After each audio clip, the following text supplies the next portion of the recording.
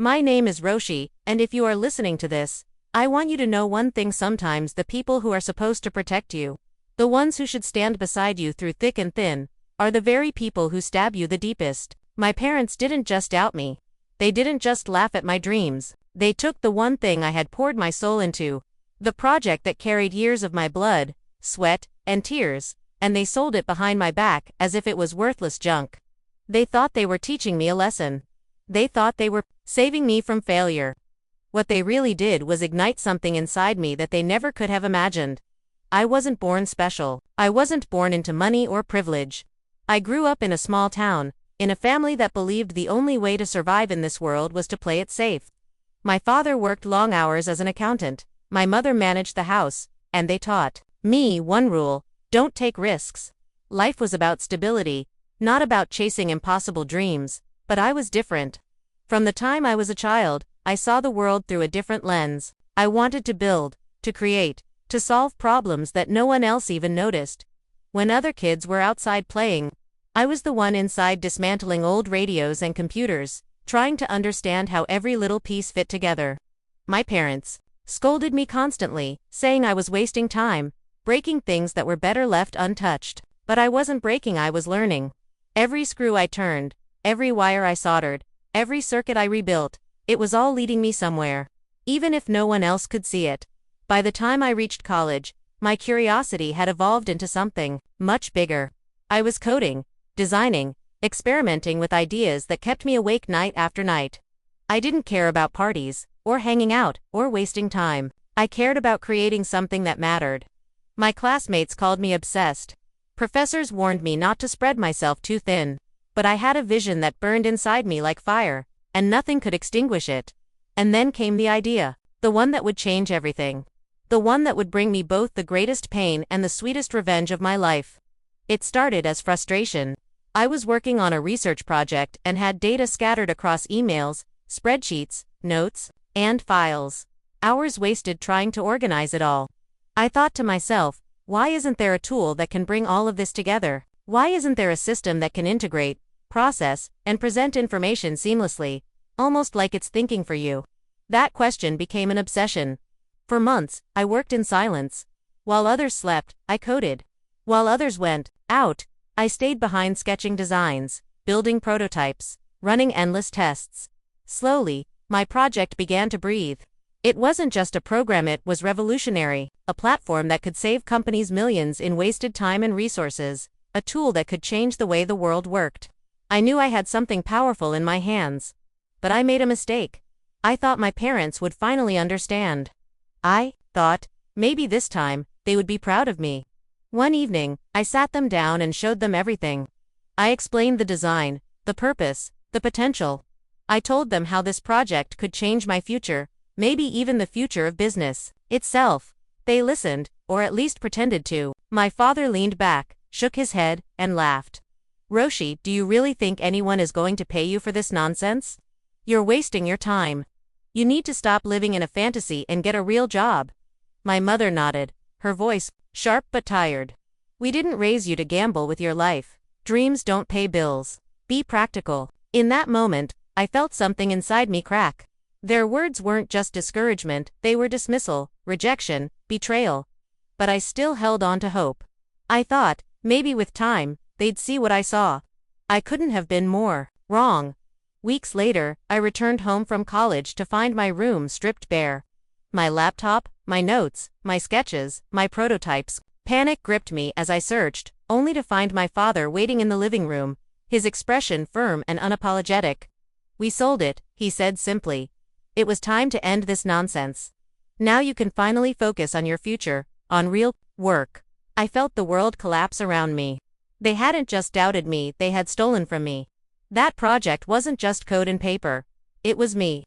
My sleepless nights, my sacrifice, my heart. And they sold it to one of my father's acquaintances, a businessman who was always looking for the next big idea. I locked myself in my room for days, drowning in despair.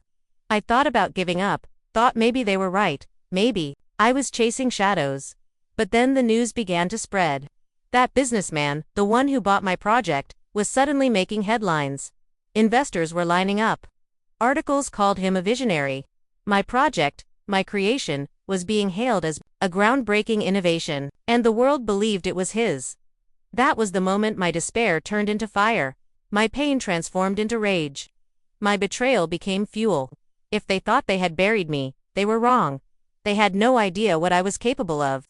They thought they had destroyed me, but they had only created something far more dangerous, a Roshi who would stop at nothing to take back what was his. I remember the first night after discovering everything was gone. I lay on my bed staring at the ceiling, feeling like my soul had been ripped out of me. My mind replayed every moment I had poured into that project, the nights without sleep, the sacrifices, the belief that one day I would make something extraordinary, and now all of it was in someone else's hands. I wanted to scream, to break things, to demand my parents take it back. But when I confronted them again, all I got were cold stares and words that cut me even deeper. My father told me, "One day you'll thank us. You'll see that we saved you from a wasted life." My mother said softly, "We just want what's best for you." But how could betrayal ever be what's best for me? In the days that followed, I sank into a darkness I had never known. Friends called and I ignored them. Professors asked why I stopped showing up to class and I lied, saying I was sick. I stopped eating properly. I barely slept, and every time I closed my eyes, I saw that businessman's smug face on TV as reporters praised his brilliant creation. Each headline was a dagger in my chest. For weeks, I lived like a ghost. My parents thought I was finally moving on because I stopped talking about my project. In reality, I was drowning. But somewhere in that endless despair, something strange happened.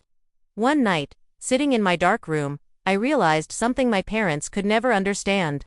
They had taken my project, yes, but they hadn't taken my mind. They hadn't stolen the knowledge, the creativity, the hunger inside me. They had destroyed the fruit, but the roots were still alive. That thought was like a spark in the darkness. For the first time in weeks, I felt my chest rise with something other than grief. Determination, rage, fire. If they thought they could erase me by selling my work, they were wrong. I would build again, and this time, I would build something even greater. And when I was done, the world would know who the real creator was. The next morning, I forced myself out of bed. My reflection in the mirror looked hollow, my eyes tired, but there was a fire burning behind them that hadn't been there before. I gathered what little money I had left and bought an old second-hand laptop. It was slow, clunky, and frustrating, but it was enough. I started sketching new ideas, coding late into the night, rebuilding from scratch. At first it was painful. Every line of code reminded me of what I had lost. But slowly, as the weeks passed, I felt life return to me. I wasn't just recreating the stolen project, I was reimagining it, making it stronger, smarter, more advanced. I poured every ounce of my pain into it, and in that pain, I found genius. Meanwhile, the businessman who had stolen my dream was rising fast. His company was growing, investors were throwing millions his way, and my parents bragged to neighbors about how clever he was. They never mentioned my name. To them, I was a failure, while he was a star. But what they didn't know was that every time I saw his face in the news, it fueled me further. I studied his version of my project, analyzed the flaws he didn't even realize existed, and made sure mine would be untouchable. I wasn't just building a program, I was building a weapon. A way to reclaim everything I had lost and more. Months turned into a year. My new project had grown beyond anything I had imagined before. It wasn't just a platform for organizing data anymore, it was intelligent, adaptive, capable of learning patterns and optimizing processes faster than any existing system. What had started as my pain was now evolving into a billion-dollar empire waiting to be unleashed. But I couldn't just launch it. Not yet. I needed a plan. If I went public too soon, the businessman would claim I had stolen from him, not the other way around. My parents would side with him, and without proof, no one would believe me. I had to be strategic, so I worked in silence. I built connections with people who believed in raw talent. I met quiet investors, the kind who funded ideas long before the public ever heard of them. I showed them glimpses of what I had created, and their eyes widened with the same spark I had seen in my own. They knew I had something extraordinary. But I told them to wait. Timing was everything. Behind the scenes, I also began collecting evidence, old drafts of my project that I had emailed to myself, timestamps of code I had written long before the businessman claimed ownership, recordings of conversations with classmates who had seen my early work. Piece by piece, I built a case that would prove to the world that the so-called genius wasn't a genius at all, and as I watched his company expand, I smiled quietly. Because he was building his empire on stolen foundations, while I was building mine on fire, on rage, on truth. His rise was fast, but my revenge would be unstoppable. I worked in silence, hidden away from the world, like a shadow nobody noticed, while the man who had stolen my project was making headlines, shaking hands with billionaires, and smiling for cameras.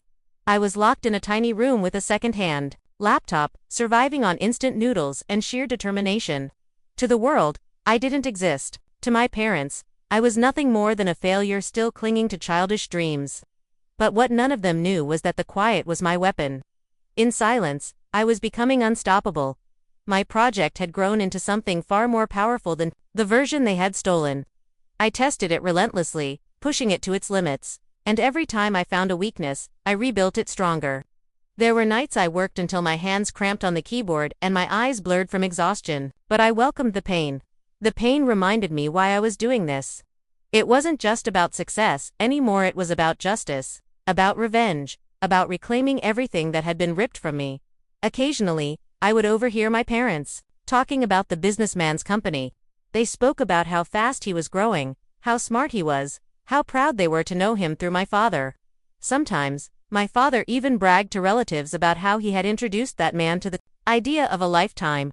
Each word was poison, but instead of killing me, it hardened me. Let them think what they wanted. The day was coming when their words would choke them. I kept my progress hidden, but I couldn't hide my determination forever. A close friend from college, someone who had seen my original work, visited me one evening. He was shocked by how far I had pushed the new version. He stared at the screen, his mouth open, whispering, "Roshi, this is years ahead of anything out there. This could change industries." For the first time in months, I felt something other than rage. I felt validation. I wasn't crazy. I wasn't chasing shadows. I was holding lightning in my hands. He begged me to launch it immediately, but I shook my head. Launching too soon meant risking everything. The thief still controlled the narrative. He had the money, the media, the investors. If I appeared now, I would look like the copycat. I needed the world to be ready. I needed to strike when it would hurt the most, so I waited. And while I waited, I grew. I found small investors who didn't care about headlines, but cared about results. I showed them limited demos, careful glimpses, enough to spark interest without giving too much away. Slowly, I built a network of believers, people willing to bet on me quietly. The funding they provided allowed me to upgrade my tools, hire a few trusted coders under strict confidentiality, and accelerate my progress. My weapon was no longer just an idea, it was becoming a fortress.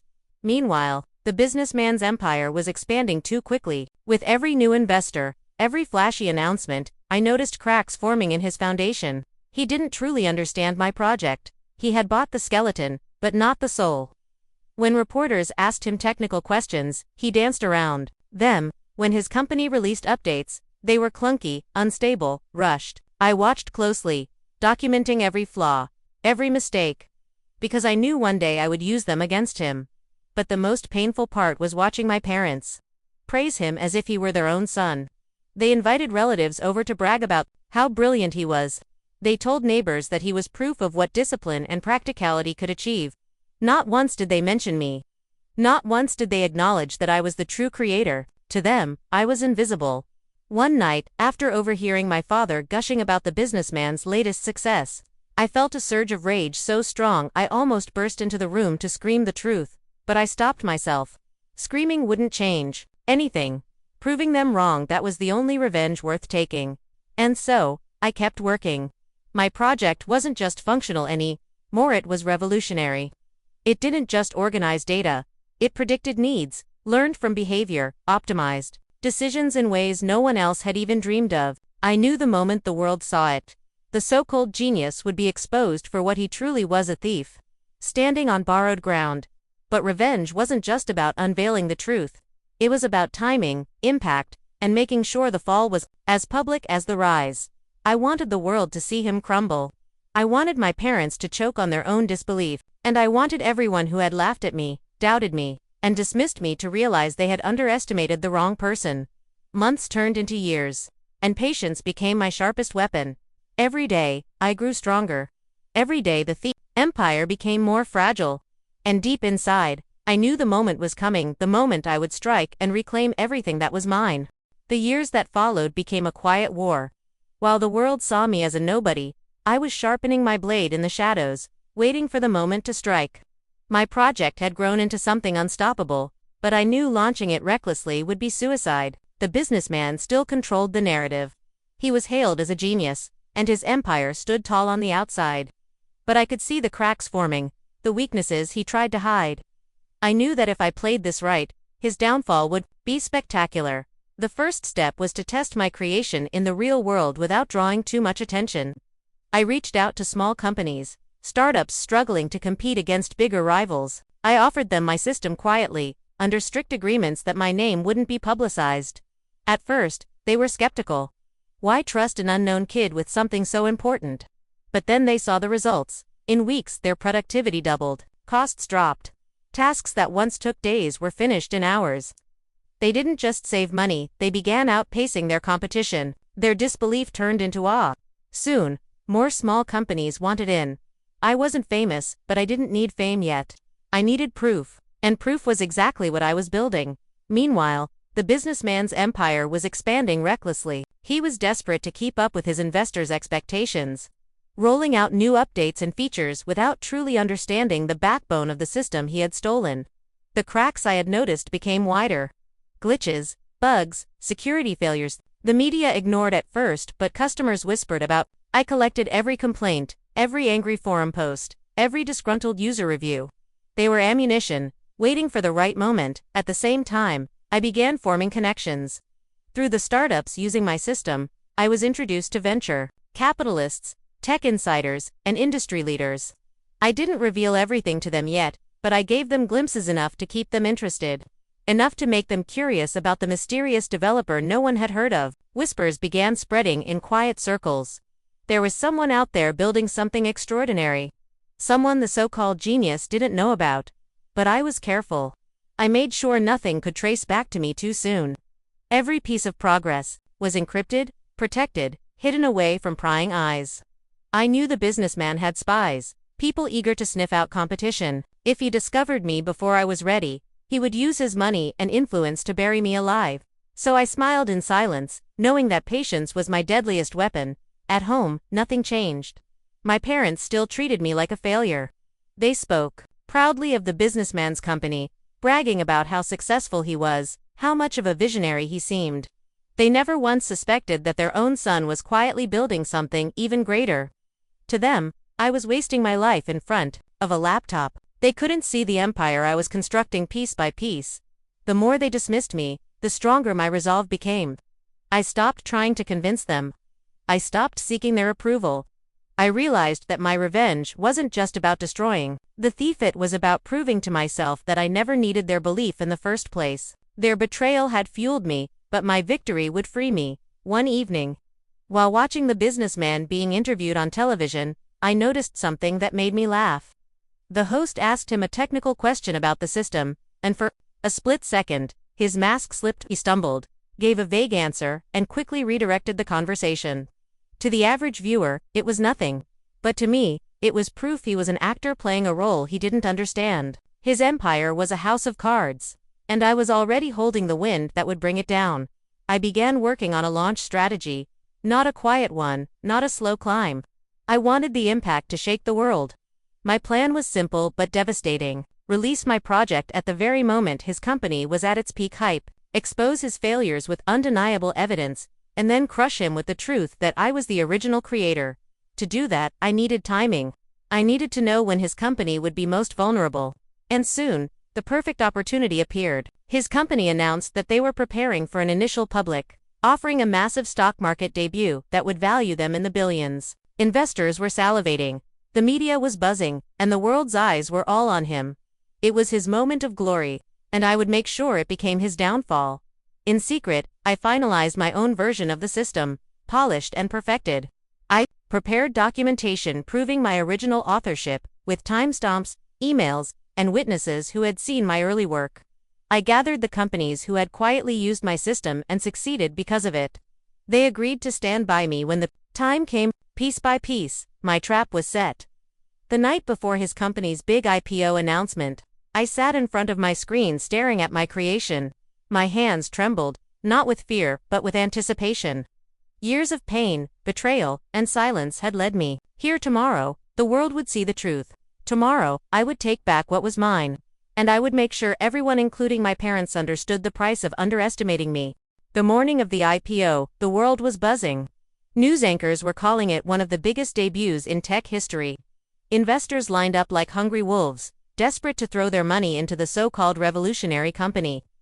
The businessman stood on stages, flashing his smile, soaking in the praise that didn't belong to him. Cameras followed his every move. Newspapers plastered his face across their covers. To everyone watching, it was the peak of his career. To me, it was the beginning of his downfall. That morning, I woke up earlier than usual.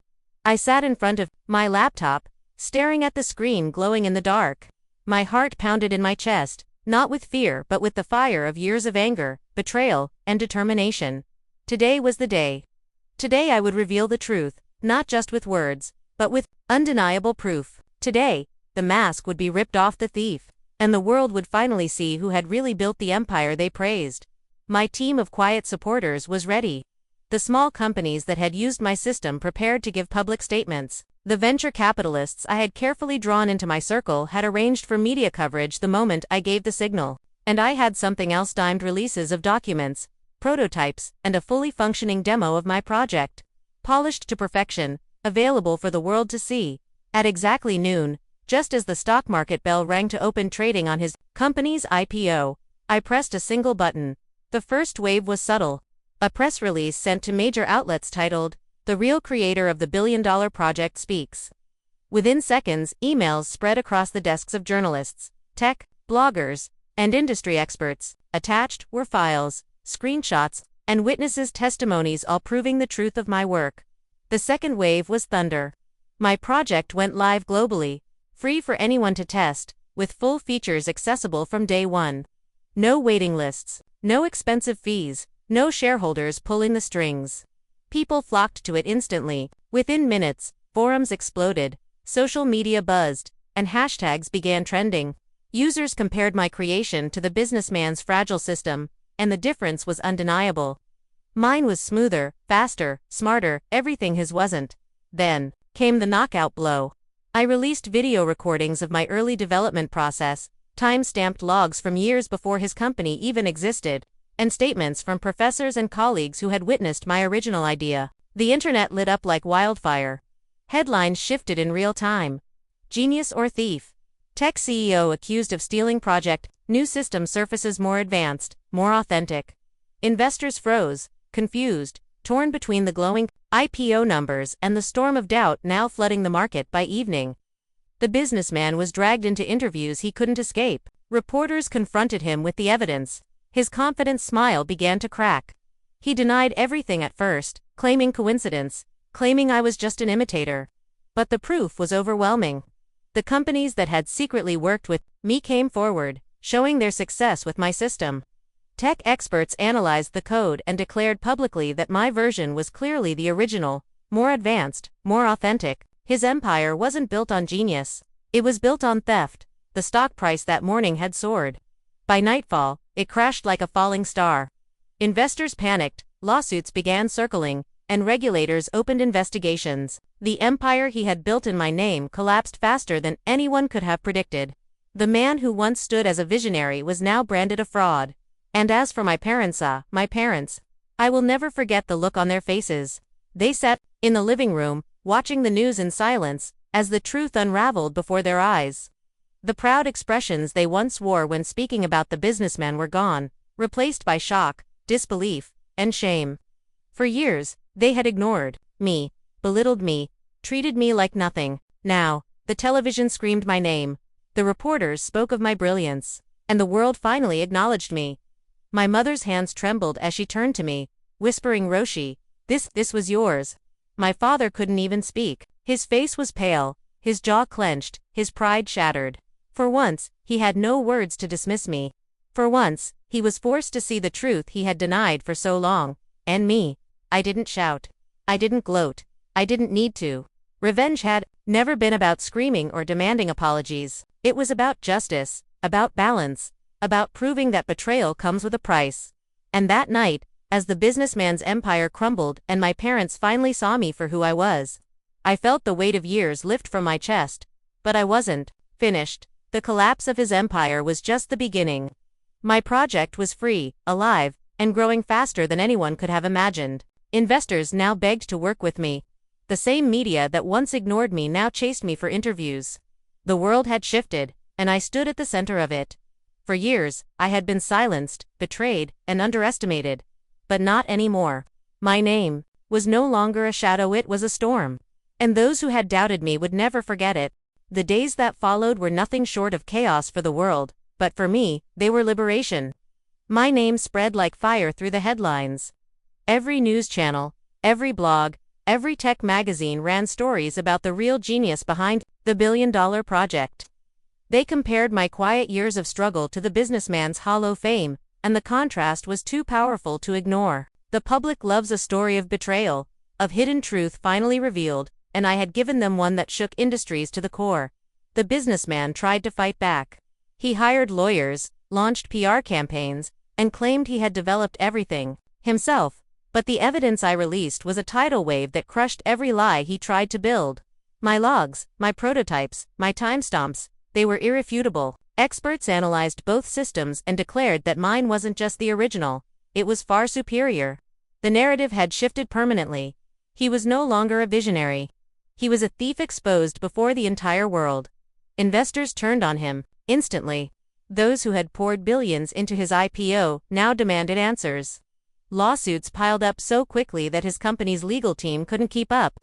Regulators opened investigations into his practices, uncovering more corruption than anyone expected. Within weeks, his empire, once valued in the billions, was on the verge of collapse. His name, once celebrated, became synonymous with fraud.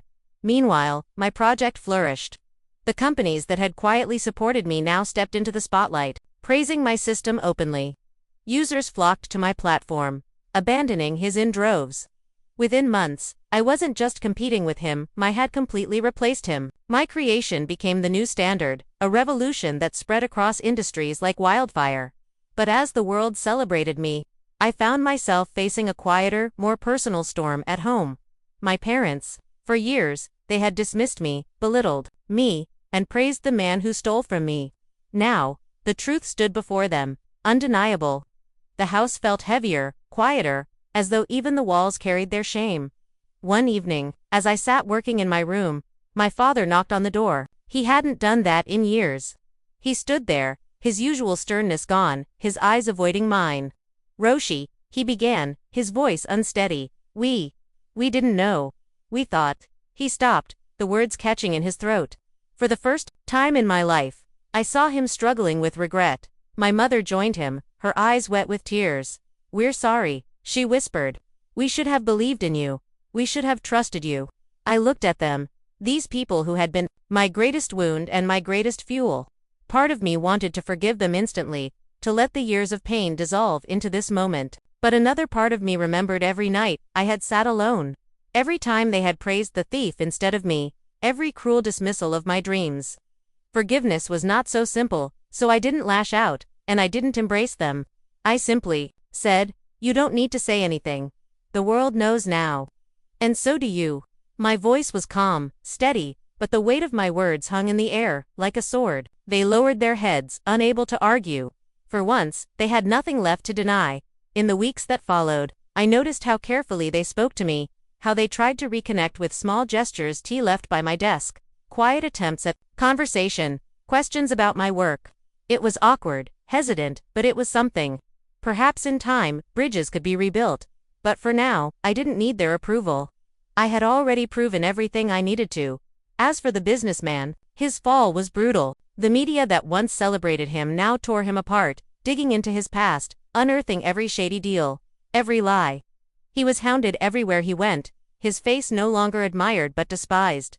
Former allies abandoned him. Friends vanished. And, when the lawsuits began draining his fortune, he disappeared from the public eye entirely.